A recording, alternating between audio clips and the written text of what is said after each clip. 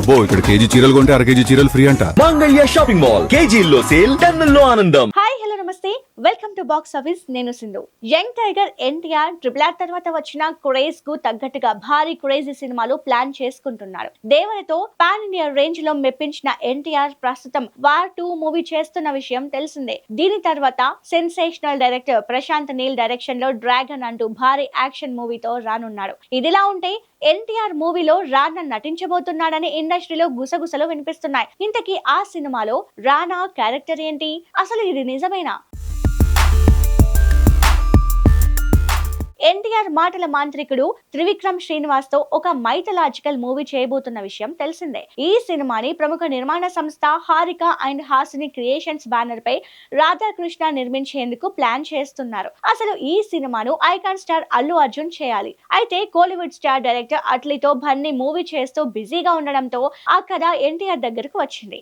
ఎన్టీఆర్ కు త్రివిక్రమ్ కథ చెప్పిన వెంటనే మరో ఆలోచన లేకుండా ఎస్ చెప్పడం జరిగిందట. ఈ కథ ఎన్టీఆర్ కు ఎంతలా నచ్చిందంటే ఈ కథ గురించి, ఇందులోని కార్తికేయుడు గురించి మరింతగా తెలుసుకునేందుకు పుస్తకం చదివేంత.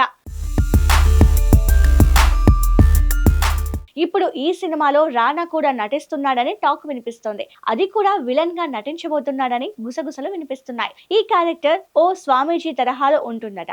వైటయాన్ తర్వాత రానా కొత్త సినిమాలో కనిపించలేదు. ఇప్పుడు ఎన్టీఆర్ మూవీలో అందులోనూ విలన్ పాత్ర చేస్తే వేరే లెవెల్లో ఉంటుంది. రానా హిరణ్యకశ్యప అనే సినిమా చేయాలి అనుకున్నారు. ఈ సినిమాని గుణశేఖర్ డైరెక్షన్ లో చేయాలి అనుకున్నప్పటికీ ఆ తర్వాత ఇది త్రివిక్రమ్ దగ్గరకు వచ్చిందని ఇండస్ట్రీలో వినిపించింది. దీనికి సంబంధించిన న్యూస్ బయటకు రాలేదు. కానీ ఇప్పుడు ఈ వార్త లీక్ అయింది. ఇప్పుడు త్రివిక్రమ్ డైరెక్షన్ లో రానా దగ్గుపాటి విలన్ పాత్ర పోషిస్తే మాత్రం ఖచ్చితంగా ఆడియన్స్ ని విశేషంగా ఆకట్టుకోవడం ఖాయం. బాహుబలి మూవీలో బల్లాల దేవునిగా పాన్ ఇండియా రేంజ్ లో పేరు తెచ్చుకున్నారు. ఆ తర్వాత కొన్ని కారణాల వల్ల నటనకు కాస్త బ్రేక్ ఇచ్చి ప్రొడక్షన్ పై ఎక్కువ కాన్సన్ట్రేషన్ చేశాడు రానా. సరైన సినిమా, సరైన క్యారెక్టర్ చేయాలని చూస్తున్న రానాకు ఎన్టీఆర్ మూవీలో విలన్ పాత్ర పోషించే ఛాన్స్ రావడం అనేది కనుక నిజమైతే ఈ సినిమాకు మరింత క్రేజ్ పెరగడం ఖాయం.